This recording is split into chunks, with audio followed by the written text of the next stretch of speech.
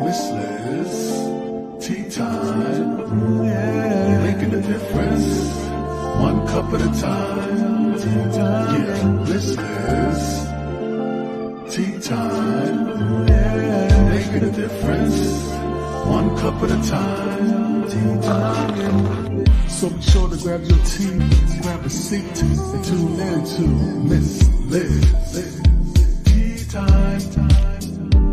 Making a difference, one cup at a time. Tea time, yeah.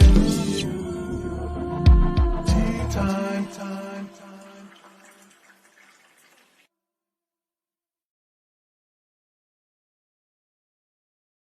Well, welcome to Tea Time. Yes, we are running a little late. Miss Liz just has some glitches sometimes, and we fix them. So we're here, and everything is up and running. So that's just the way life works, right? When you're doing all these virtual things, you have to just balance yourself with all the technology.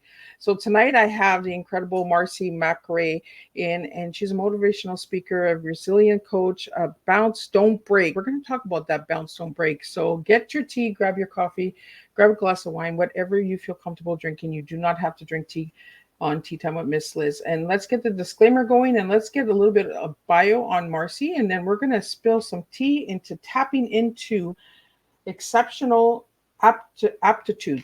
That's right. We're going to be doing a lot of different stuff. We're going to be bringing on a good way of serving a good bouncy tea tonight. So let's get started. So disclaimer for Miss Liz's Tea Time live show. Miss Liz myself is going live using StreamYard. Before leaving a comment, please grant StreamYard permission to see your name at StreamYard.com. Please be advised that the content brought forward for any Tea Time show hosted by myself, Miss Liz, is always brought forward in good faith. However, may bring forth dialogue and opinions that are not representative of my platform. The facts and information are perceived to be accurate at the given time of airing. All Tea Time guests and audience participants are responsible for using their good judgment in taking any action that may relate to the discussion. The content brought forward may include discussions for some where they may be emotionally at risk. It is significant to know that this show is engaging in discussion forums only to offer and inspire awareness and connection and is not providing therapeutical advice. If you have any questions about the disclaimer or the panelist discussion, you may freely contact me, Miss Liz, through my email at bookingmissliz@gmail.com. Moving forward, should you choose to voluntarily participate in tonight's show in any aspect, I myself, Miss Liz, welcomes you. And should you decide that this show is not made for you at this time, I respect those wishes and will see you at a later show at a later date and time. And again, all Tea Time shows are done at 3 and 7 p.m. Eastern Standard Time every Thursday. If you see a Monday or Tuesday show, it's a rescheduled tea time or a surprise tea time that Miss Liz is throwing in to keep you on your toes. So a little bit now on my guests. Marcie Macari is a published author, culinary instructor, and registered orthomolecular health practitioner. I'm going to get her to say the word because I don't want to butcher it.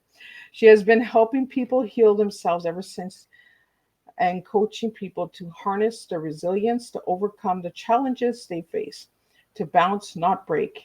Marcie is the author of Sheepbirds, a modern woman guidebook for an ancient rite of passage, and has been published in several magazines, including the VIVA, Compleat Mother, and Island's Child. Her stories and writing have appeared in Bearing Witness by Dr. Lisa Doran and Lisa Carson, as well as in several blogs. She is currently a re-emerging speaker with over 10,000 stages performance to her name and hundreds of workshops, presentations, and speeches under her pre-digital arrow belt. Marcie speaks on topics of importance to women, entrepreneurs, the LGBTQ community, welcoming congregations, and marginalized youths, all with a focus of resilience. Let me get Margie in here. Macy in here. Marcie. Macy, I don't know what's going on tonight. I can't talk. We're having technical issues. I think it was because I had a phone call come in. That's why I booted us off while we were going live. So I was just like, oh, okay. So, but I'm still going to send a report. But it's nice to have you here Thanks, after so many months of talking. Yeah, exactly. Well, we've been talking to each other for a couple months back and forth. So Mm-hmm. now I get to have you at my table and we get to share your story. So, Marcie, I want to get into who you were as a little girl and who you are now as a grown woman. Oh, that's an interesting way to start. Also, before we get any further, it's Marcie Macari, and it's orthomolecular. Just it's a long word, but people have a hard time with it. But it just means right molecule for right disease. So I help Oh, people heal themselves using food and nutrition. So that's what oh well, orthomolecular. look at that. I just learned something new. Look at that. There you go. I knew I said I'm gonna leave it to my guests because I don't like to butcher things. I don't like to Hard one. disrespect anybody, but when I can't say something, I'm just like, I'm not doing The it. majority of people that interview me ask me, they like rehearse it before we get on camera because they're like, "What is this word?" But that's okay. So, who was I as a little girl? Um, I like to think that I've retained a lot of my childlikeness still. Um, as a child, I was very creative, very joyful, very talkative, and people who know me will say I'm all of those things still. Um, I deeply loved connection with people. I still do. I think I'm wiser now, a little less naive. Been through the ringer a few times, so I have some lessons under my belt. But I like to think that my heart is the same, and that my desire to give back. I've always been I always wanted to be a missionary. I always wanted to help save animals. I was always, that girl. So I think I still have that sort of nugget still in me. Well, and as a little girl, you wanted to be a missionary, and you're a speaker, you're a motivational speaker, and a resilient coach. So, when you hear the word resilience, Macy, what comes to mind for you? So resilience for me means that when we fall, we don't stay at the bottom. We actually bounce up. And what I try to help people do is there's ways you can harness that fall, so that you can actually leverage it to bounce higher. So where you're going, you can kind of project yourself into the next phase. I think resilience is about um, learning from where we've been. Everybody likes to say that everything happens for a reason. I think that's a bunch of hogwash. I think that things randomly happen and there really is no purpose except that you can make a purpose by finding a lesson. But I don't think it's done deliberately or intentionally, especially bad things. I don't think happen intentionally to people. Marcy, I like when my guests are straightforward because that's my cup of tea, right? Is I like straightforward people, and I like that you use that word hogwash because Oldie but goodie. there's a lot of hogwash out there that we need to really Absolutely. focus in and bring a voice to. Um, Marcy, I want to get into the books, some of the books that you wrote, and then I want to get into the bounce, don't break, because I really like that statement, bounce, don't break. So let's talk a little bit about the books that you've been in. So I used to be a very sort of prevalent member of the natural birthing community. And so I wrote a book, which you've given the title of. And it's really about the spiritual aspects of giving birth and how it affects women when they don't have the birth that they wanted. Research has shown that when women have a desire to have a natural birth and then that's taken from them, and even if it's necessary, when they lose that opportunity, it can actually shake their foundation to the point where they don't trust their instincts as a mother. And I think that birth trauma is something that people overlook a lot when we're dealing with female needs. So that's why I wrote that book. It was many, many years ago. I'm in a different phase of life now. All my kids are at least 10 and up to 27 years old. So I'm past that phase now. But that was the first book that I published. And then I was in an anthology called Bearing Witness, where I was invited to participate in a natural birth anthology. So people submitted stories or poetry. I think I have two things in that book. VIVA, Compleat Mother, which is defunct now, and Island Child were all. So VIVA was a natural health magazine that you can pick up at a grocery store. It was beautiful. It's in Canada actually. And then Compleat Mother, which was a natural childbirth, natural parenting magazine. They're no longer in operation, but I submitted and contributed to them quite a bit. You'll also find me quoted, like if you Google my name, I have a lot of memes and things sort of associated with natural birth. Some of the things I wrote have become sort of sayings in the birth community and mantras for strength, which I love. But yeah, so that's sort of what I did before. One of the things that I did before. I've done a lot. My friends will say, like, you know, I had a friend ask me to list all of the things I've done in my life for money or for like a side gig, and yeah, it's been like 37 different things. So I like to say that you could plunk me down pretty much anywhere, and I could do whatever I needed to do. You know, so lots of variety. Well, Marcie, that's one thing we haven't talked about much on Tea Time, or I don't hear that much, is the birthing Mm. trauma. You know, and that explains a lot, because I had my second child was a C-section, and it kind of threw me for a Mhm. whole loop, and I felt disconnected to my child. So when you brought Mhm. that up, I was like, oh, that makes a Yes. lot of sense. So C-sections obviously sometimes are necessary. I mean, I used to be very hard-lined about it, like C-sections were just terrible. But now that I'm older and wiser, I know that sometimes they're actually really necessary.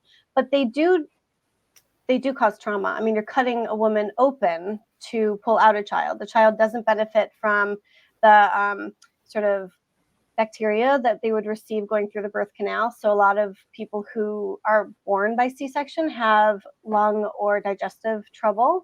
And the women who are recovering from this very major surgery are often treated like they should just be up and moving. And what is their big problem? They have a healthy child, but attending to the needs of the mother after the birth that has been traumatic is super important. I think it not only can cause a disconnect between you and your child, but it can also cause a disconnect between yourself and your body. So Oh, you can struggle with connecting to your sexual sensual self as a woman. You can have a disconnect between sort of your confidence in your body, even being able to read and plug into your body. So C-sections are very traumatic, even if they're necessary, and I'd love to see more work in supporting women after. So yeah. I think we need more conversations on this, because as we're Mhm. talking about this tonight, I'm like sitting here as a mom who had two C-sections, and Mhm. I struggled with them, and this makes a lot of sense, but there's Yeah. no I haven't heard of any support groups or anything like that that work with birth trauma. Have you? So there are some, but they're not very mainstream because the philosophy is sort of like, I guess it's sort of an unspoken philosophy, is that if you talk about how your C-section was traumatic or difficult or painful or something you have to actually heal from emotionally, mentally, whatever, um, that you're sort of denying the fact that you have a healthy baby. And that's usually the focus. Like, why are you complaining? Why are you having issues with this when you have this baby who's healthy and happy, and you should just be grateful, right? Yeah. And it really silences women. So yes, there are support groups. Some of the life coaching that I've done in the past has been centered around C-section trauma recovery and birth trauma recovery. I never had a C-section. I had 4 children. I never had a C-section. I'm very grateful for that. However, with my first baby, she was born in South Africa, and I hope this isn't TMI for your show, but No, they no, we go deep because we serve gave, tea, and tea is deep. okay, awesome. They gave me a 3rd degree episiotomy without any pain medication and without consent.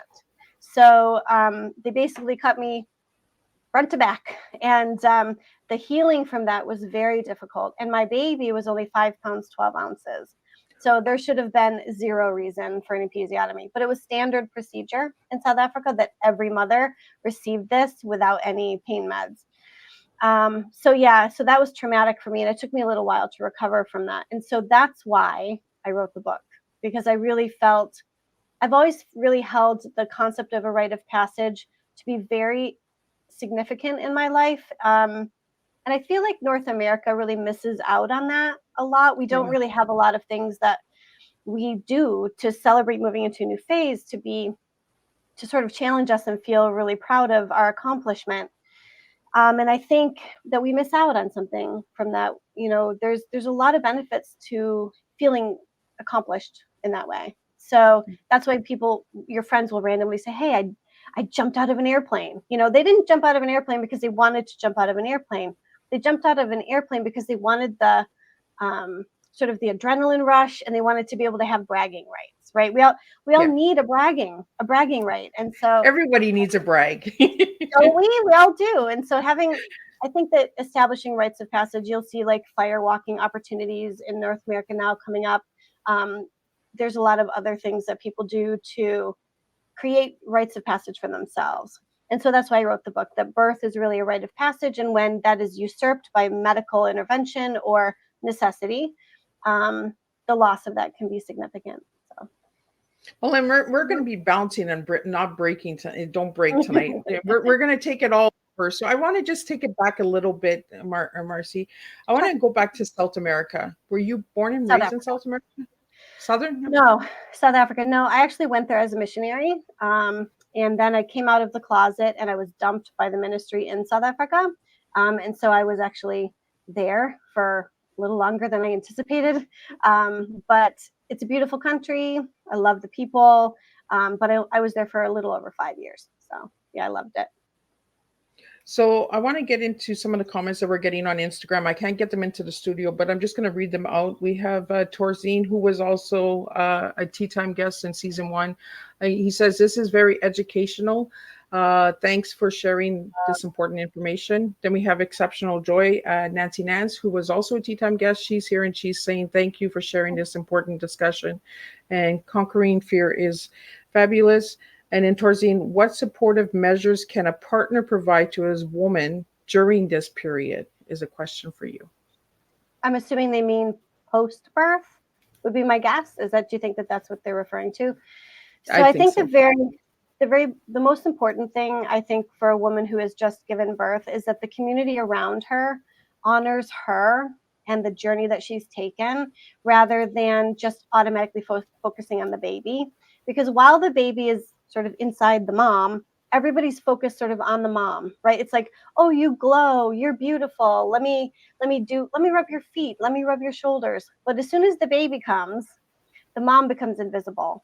And if she's dealing with birth trauma on top of that, it can be really difficult. I know that there's it's pretty new to me. I mean, it's probably been around for a while, but I know this thing about push presents is sort of a thing now, where after you give birth, your partner's supposed to give you a gift. And it's usually a significant gift. And I think it's poorly done, but I think it is a way, it's like a way our culture is trying to honor the mom. I think more helpful would be just like gathering around the mother and supporting her with meals she doesn't have to cook and laundry she doesn't have to do. And, looking at her, talking to her, how is she doing? I think it's really important to not pass over the mom when she's just given birth. And I've never heard of this post present. I'm learning so much. I'm learning so much tonight. And my guests and listeners are so much as well. Again, the Instagram comments are coming in. I'm going to just flip from screen to screen. You won't even see me doing that, Marcie. Right. But I think that having past Teatime guests coming in and supporting a fellow Teatime guest, I really appreciate that. So I want to thank you guys for doing that.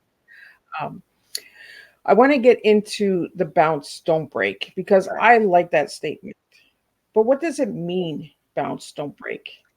So when I was actually coming up with a name for my business, I actually started with the concept of you are not a vase, you are a ball. You are not porcelain, you are rubber. Like I was trying to come up with a concept that said, just because you fall doesn't mean you shatter, right? That's just the beginning of the next step, which is the bounce. So bounce don't break simply means that you fall, you hit bottom, but you don't stop there. That's just the jumping off point, the bouncing point, right? So that's how I came up with that. When I seen that statement, when you sent me your information, Marcie, mm-hmm.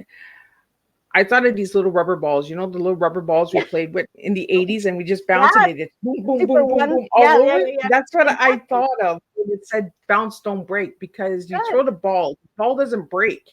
It just bounces. Yeah, right? That's absolutely correct. So that's kind of like how life is, right? It can be. And I think that one of the things that I'm working to do is to help particularly women be able to harness that bounce and direct themselves somewhere. So it's not sort of chaotic and just going everywhere. So there are some tips and things that I give people in my coaching and in the speaking that I do that will help people to realize they're in a fall and then be able to harness it to go in the direction they would like to go rather than just hoping they land somewhere good, right? Well, especially when we hear the fall part, right? We always think when we fall, we're going to break. And it's like you Right. said, we don't need to break all the time. We can Right. fall and still get up. We don't have to Yeah. have that crack in us. Sometimes Exactly. when you drop a cup or something or a plate, it doesn't break. Correct. And It also, depends on the fall, right? if you think of the ball when it hits the ground, have you ever watched a ball hit the ground in slow motion? So it kind of flattens out a little bit, and there's a pause, there's a quiet, there's a hush before the next phase, which is the jumping, the bouncing up, and the expanding again to be able to propel itself somewhere. And I think that sometimes when people fall, they land, and that hush, that quiet, they don't realize that there's more to come, and they get discouraged. They feel stuck, and they don't know what's next for them. And every situation is obviously different. Every set of circumstances is different. But that image is really strong because if you can remember that we are made to bounce, that hush before the bounce is actually a great period of time to prepare yourself and to get ready to propel yourself where you need to go. I like that. I like the hush. We all need a Mhm. hush. Preach it, preach it. We definitely do. So I'm going to take you another way. We're going to bounce tonight. I found that you made greeting cards as a single mom. Mhm. I And did. this afternoon we had Memory Graham on, who makes legacy books. And I just felt that you guys Um, connected. The universe that's put cool. you guys together, my guests together. So tell us a little bit about these greeting cards. Okay, so I did it twice in my life because I'm a writer by trade. That's really my biggest passion and love. And so when I was in South Africa, oop, I hit my mic. This is a new mic and I keep forgetting that it's attached to my clothes. I was in South Africa and obviously I was stranded and I needed to be able to provide for myself and my 14-month-old baby. So I hand painted with watercolor greeting cards and I would write original words on them, poems or sayings, and then I would sell them or trade them at the farmer's market. Um, the first time I went to the farmer's market was really beautiful because I had learned how to wrap my baby on my back with a towel, like the African ladies do. So I had wrapped her on my back and pinned it the way they do, and I had my greeting cards in my hand, and I went to the market, and there was like no place for me, but there was these beautiful like bright fabrics laid out. And then all these artisans with their carvings and their basket weavings and their jewelry, they're just sort of lined up in these beautiful headdresses and all the bright colors. And I kind of was looking around and I hear, come. And they like pat the ground, and they scooch their things over and they made space for me and my daughter. And it was just a really beautiful connection because I was made to be one of them, even though I was very much not, right? They welcomed me in and they made it a warm and safe place for me. So that was a beautiful experience. Then I moved back to Buffalo a few years later. I'm in New York, Buffalo, New York. And I started a company called Healing Art Design Works, where I took greeting cards, like watercolor colors that corresponded with the chakras. And then on the color wheel, an artist color wheel, I would take the opposite color for the chakra color. And I would paint with both of those colors in different patterns and kind of movement on the paper. And they were intended to be meditation cards to balance your chakra energy. So it was actually quite well liked, and it did very well for a while. And then I just moved on to something else. I'm a bit of a bumblebee. I flit. So yeah, so, so I You're the didn't stay bouncy there girl, long. right? I am, yeah, for sure. And for the listeners out there and the audience that's listening, and we're getting a couple more comments, so I just want to share them with you about Nancy Nance has said, Mama care is very important after birth. Love and support reduces postpartum.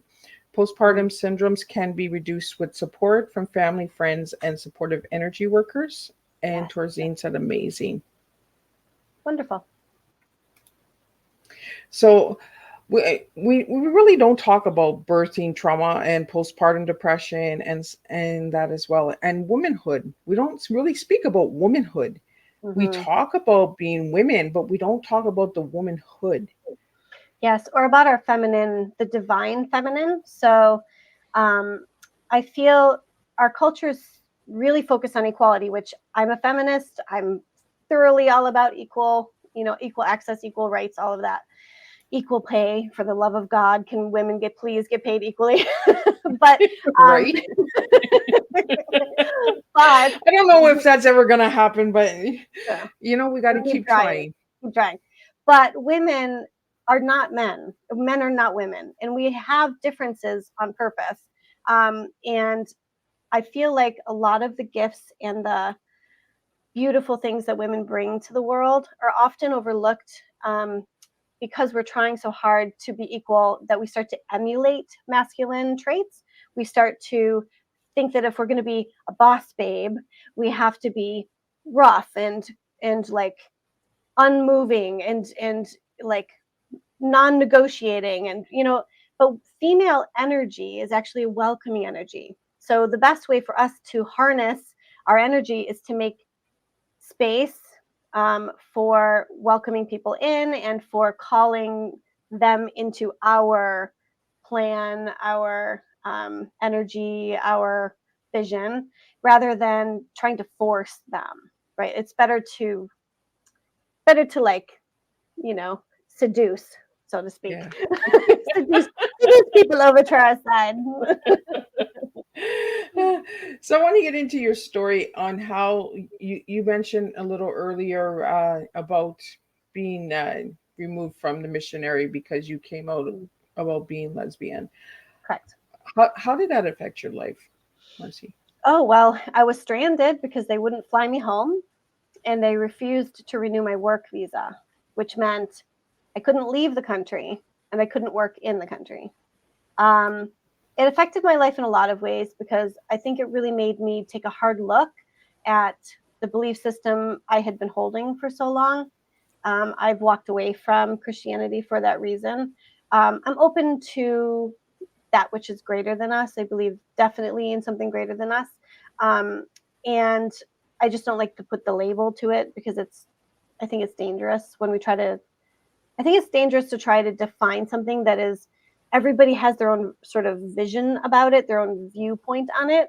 Have you ever heard of the parable of the blind men and the elephant?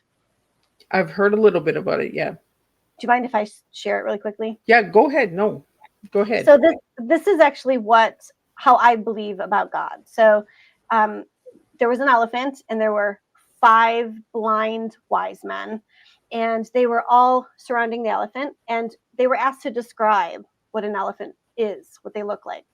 And one man said, "Oh, they're long and wavy and thin, and they move like a butterfly wings, right?" Then another one said, "No, no, no, no, it's short and it's kind of whippy and has a little bit of a furry thing at the end." And no, an elephant is actually very long and very wrinkly. Like they all had their own version of Yep. the description of the elephant, because you can only access a part of something that's so big, right? And that's sort of how I feel about God or anything really spiritual. I think that every kind of religion, every belief system, and every human, we have our own little portion, which is true. It is a truth, but it isn't the whole truth. And we can't know the whole truth because we're not intended to. We're intended to see it, spirit, God, as a mystery. It's our intention to seek it, to learn about it, to delve into it. If we had the whole secret answered, then I think that life would be boring. And I think that too many people, there's too many lives lost, there's too many families broken up, there's too many hearts broken because a person or a group of people believe that they have the whole truth and nobody does. Anyway, that's my little No, side. and I'm glad that we're bringing this up, because these are conversations we need to be bringing to the table, right? It's conversations that everybody want to hear. That's what you hear on Tea Time. Miss Liz brings those conversations to the I love table, that. because we need these real and raw conversations of the, Yeah. not.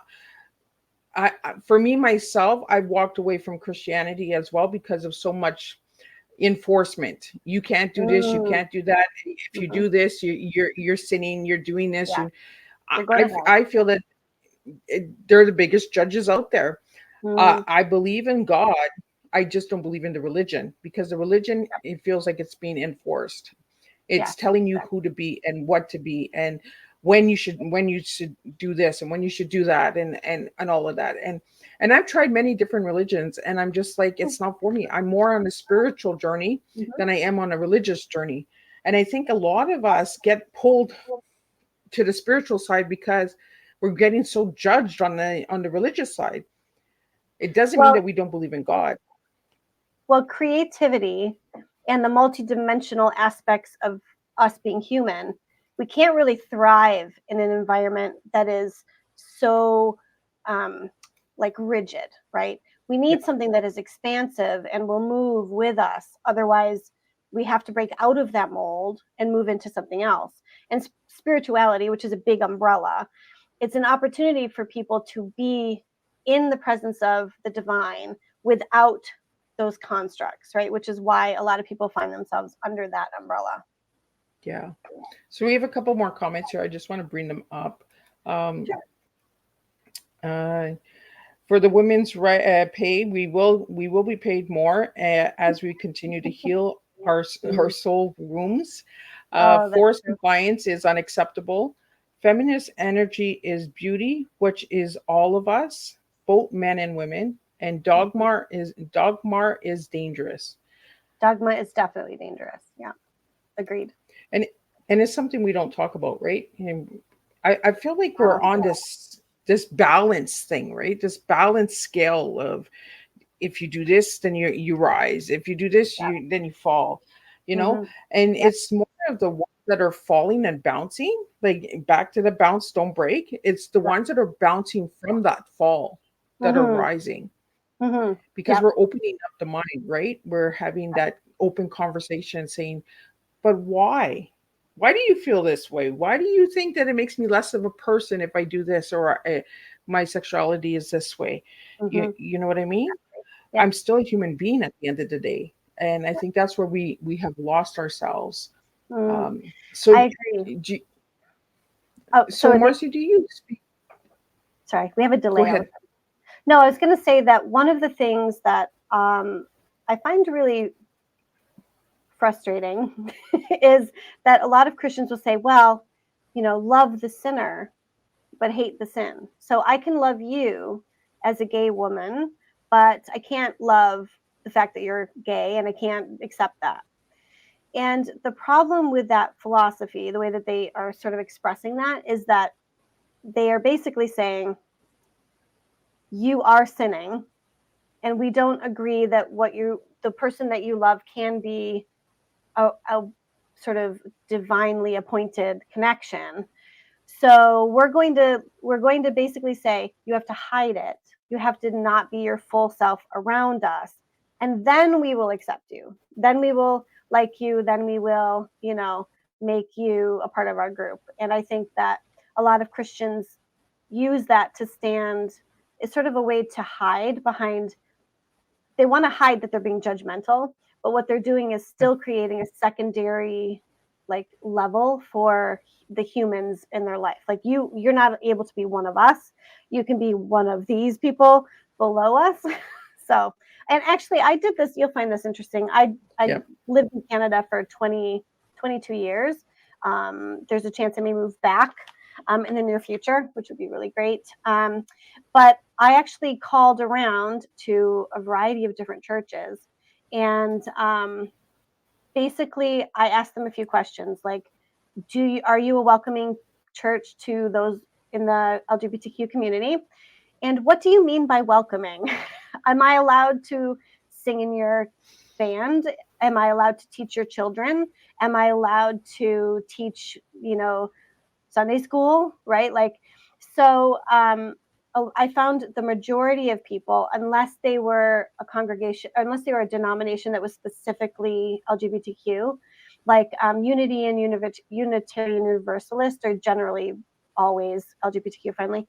And UCC a lot are too, but a lot of other denominations will say, yes, oh no, everybody's welcome, but you can't practice homosexuality. You either have to be celibate, or if you have a partner, then you're not allowed to participate in the life of the church. So it was a very interesting and eye-opening exercise for me.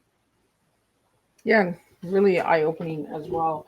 And we're bouncing all over tonight. And it just goes with bounce, don't break. So let's get into the bounce, don't break, because you just opened up a new group just before we went. It's a couple of days old, so let's talk about that a little bit, and let's get that group out there for anybody that's interested in joining it. Sure. So, sorry, I have a hair in my mouth. It's a Facebook group, and I forgot the entire title. I think it's Resilient Women Learning to Be Resilient or something like that. And but you can find it under Bounce Don't Break on Facebook. It's listed on the Bounce Don't Break page. It's brand new, like literally 2 days, so it has very few people, if any, and so it's new. But my intention for that group is that when you come to join, you have to enter your email, and I'll be giving everybody who joins a free little something, and then I'll be actually interacting with the people in my group, offering them discounts on courses that I'll be putting out, telling them where I'm speaking if they'd like to come. When my book is ready to publish, they'll be able to purchase, early copies, those kinds of perks and things. So it'll be a great group for people to join. So is this group open only to women, or is it open to It's only open to women because that's the group that I'm focusing on. And men are great in their own way, but I really have a heart for helping women to be resilient. And so that's where my focus is. Well, and that's okay, right? We have groups for men, we have groups for women. Sometimes we don't need to be together. We need our own space in order to open up, and sometimes the mixing and matching kind of blocks people from opening up. Yes. And I'm going to go into your T now, tapping into our real selves.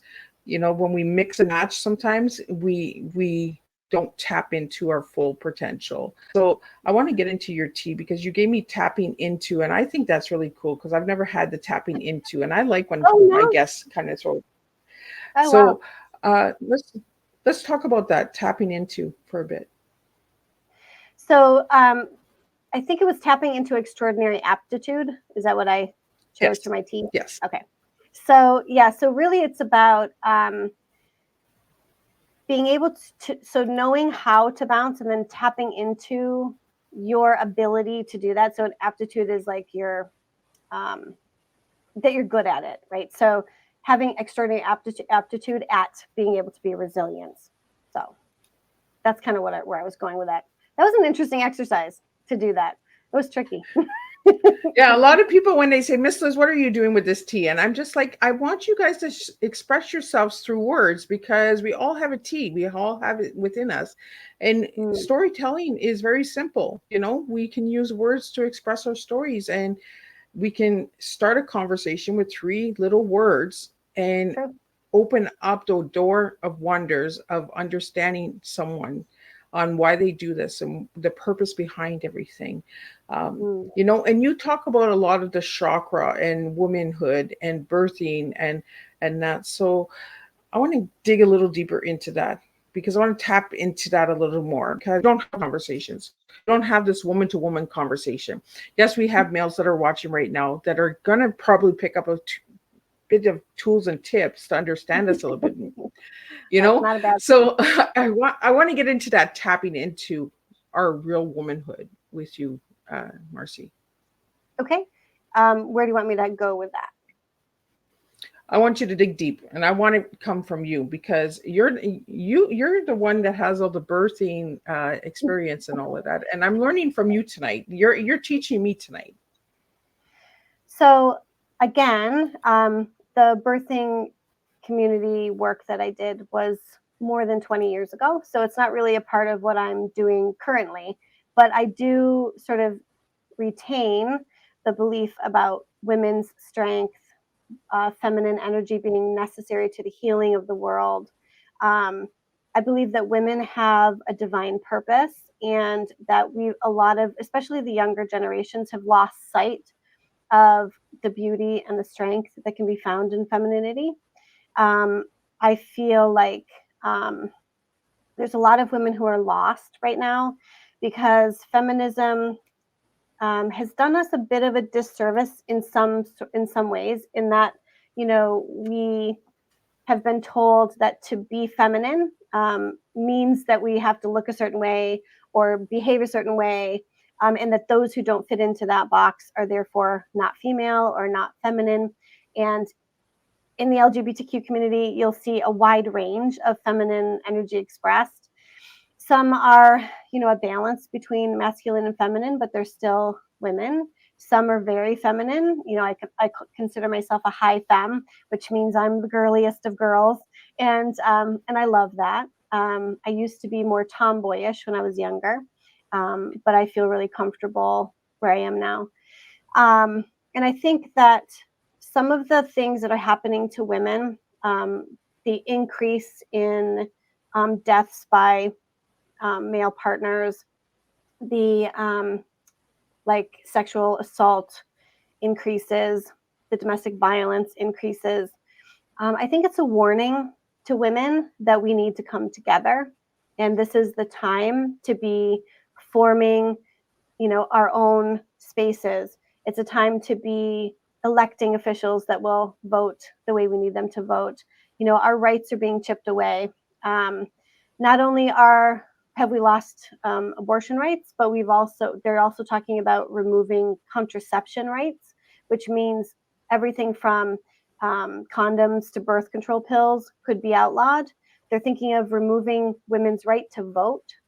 They're thinking of removing the ability to get out of a marriage. So once you're married, you do not have the right to divorce.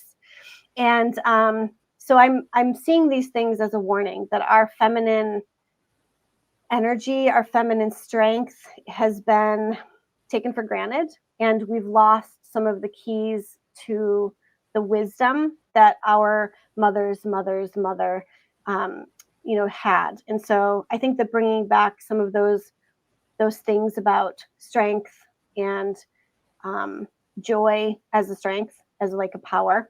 And also, one of the things that I teach is, especially women tend to be very multifaceted. So, you know, I may do one thing today, but I can do 5 other things because women are so good at having, right?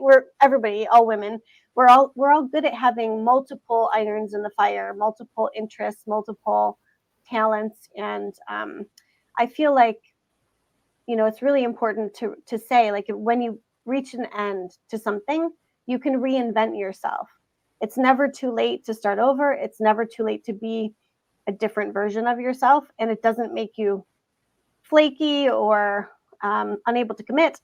You know, it just means that you're embracing all that you are. And I think that's something that women have lost sight of. We've become very multidimensional. You're either a career woman or you're a full-time mother, and neither is acceptable to any group. Everybody's always like, you can't do that because of this reason, or you can't be that because of this reason. And I think that the power to choose in all areas of our life, we'll lose that if we don't start exercising it more, you know, in a bigger way.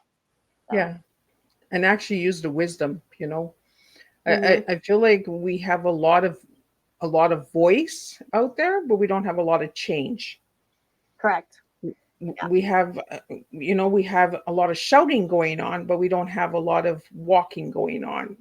You know what I mean? Like, there's a lot of people speaking on change and empowerment and stuff like that, but we're not Mm-hmm. actually moving forward with change because we've lost the wisdom. We've lost what our ancestors have shown us because Mm, it's so noisy inside, right? it is. You're in this box, you're in that box, you're in that box, we're being put into all these different boxes that we're losing the wisdom of who we are as a woman. Hmm. Yeah.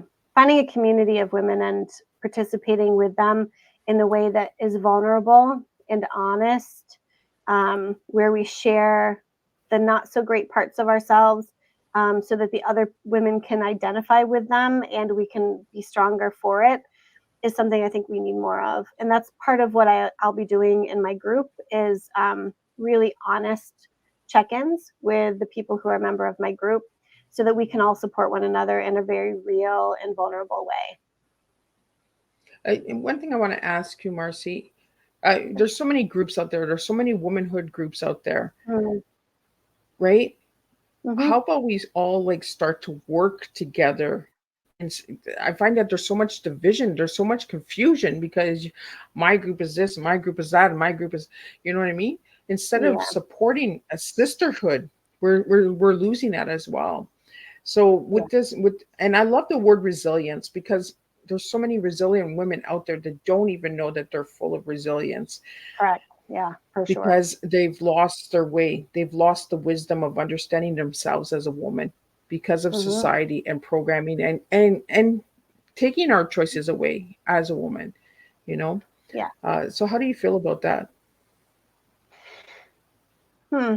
Um, I think that resilience is built into every human, male and female. But I think that the way that women are resilient is different from the way that men are resilient.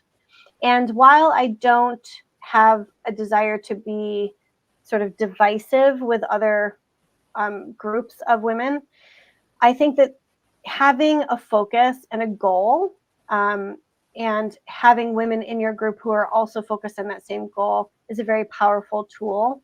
And sometimes, there are a lot of groups that I'm not really interested in. Like they're either too shallow or their agenda is not something I want to sign up for. And so I think having different groups is important because we're all very different people and Yep. there's so many people in the world, right?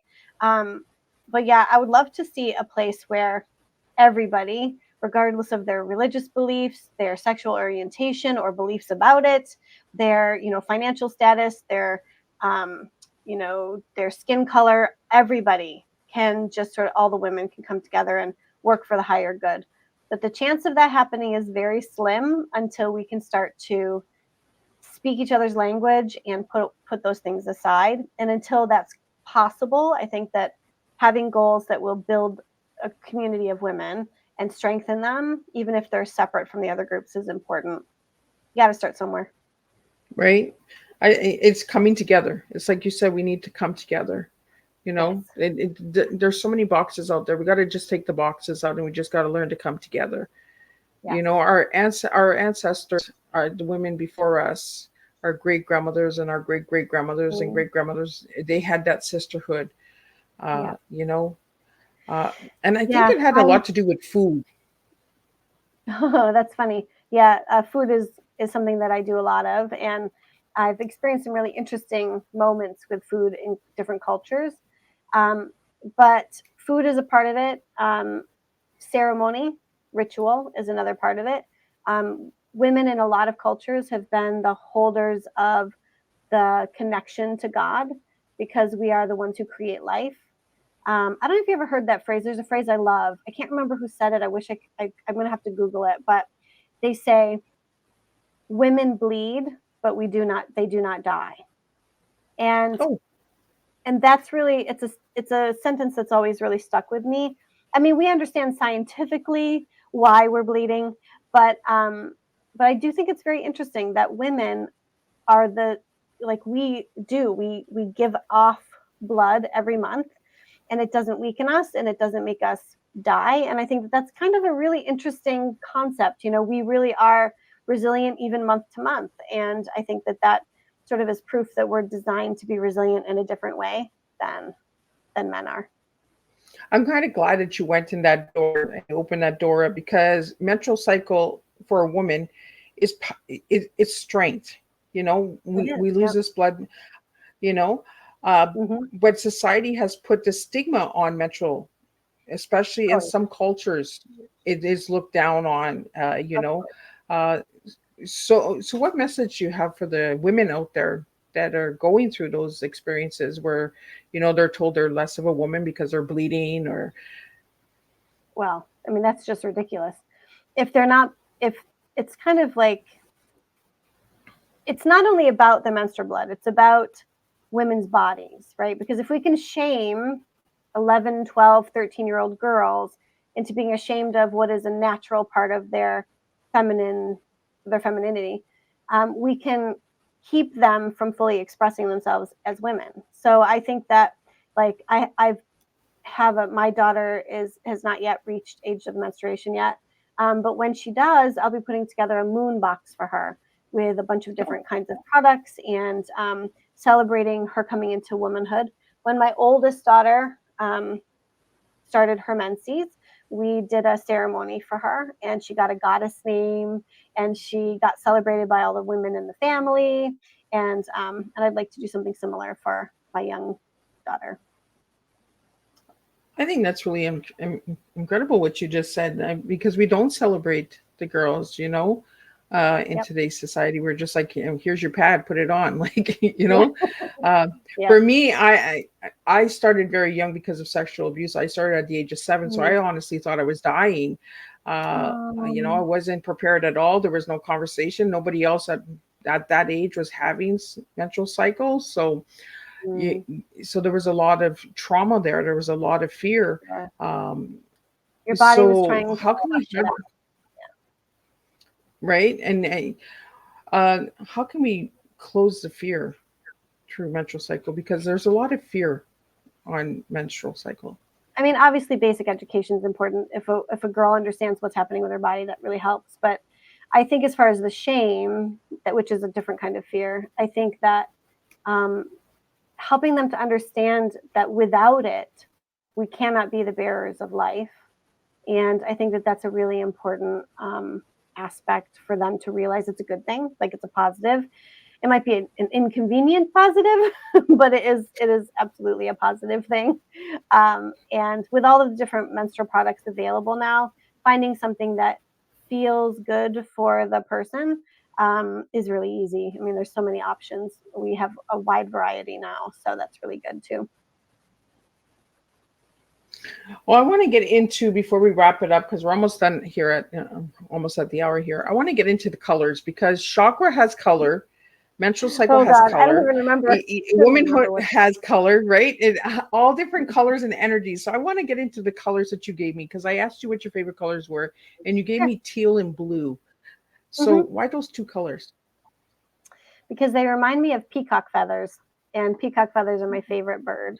So um, I love the way that a peacock can seem so demure, and then all of a sudden they have this beautiful plumage, right? Like, I think that it just reminds me that nature is full of wonder and beauty, and I don't know, I just have always loved peacocks.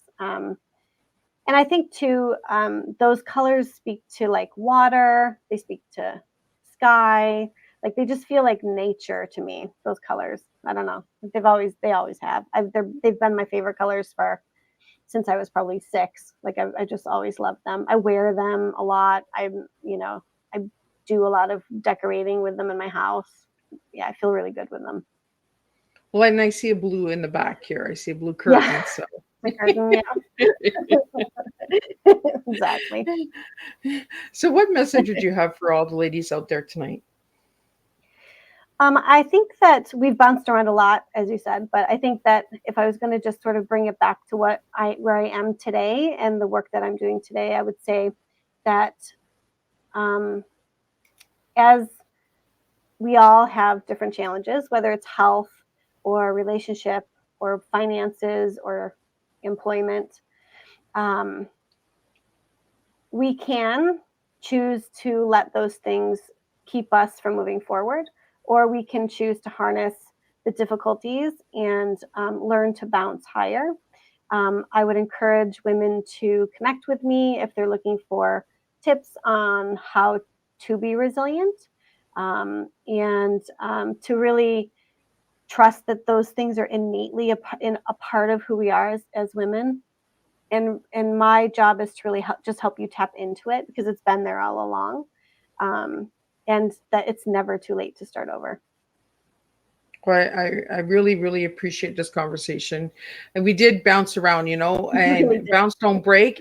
I think it was a perfect night to do it, right? Because we had that bounce don't break, and we threw a lot of bouncy balls out there with a lot of education out there and a lot of information out there, you know. Yeah. And I think that sometimes we need that education, we need that open conversation, and we need to dig a little deeper. We need to tap into ourselves.